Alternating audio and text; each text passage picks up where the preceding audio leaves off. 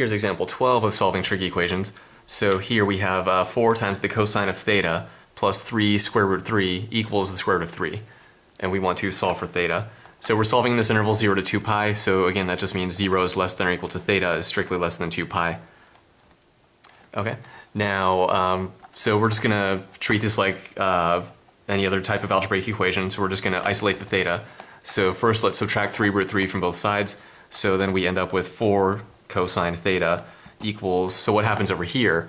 Well, what this is that's just 1 times the square root of 3. Okay, this right here is 1 times the square root of 3, and then we're subtracting the 3 root 3. Okay.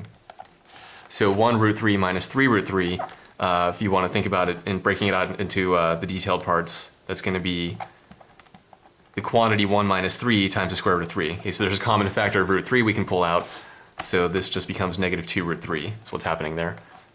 Okay. So this is negative 2 root 3. And let's get rid of this, make some room. Now we can divide both sides by 4. So cosine of theta equals negative 2 root 3, all divided by 4. We can simplify, so 2 goes into 4 2 times. So then cosine of theta equals negative root 3 over 2. Okay. And notice that's a special number associated with the unit circle. So from this point on, it's really just a matter of knowing the unit circle. So what values of theta in this interval between 0 and 2 pi here, what values of theta have cosine of theta equal to negative root 3 over 2?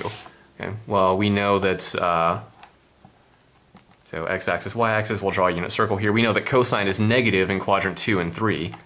Okay, so whatever the values of theta are, there's somewhere here in quadrant 2, and there's another one here in quadrant 3. Okay. So not really drawn to scale, the angle locations are approximate, they're in the right quadrant at least.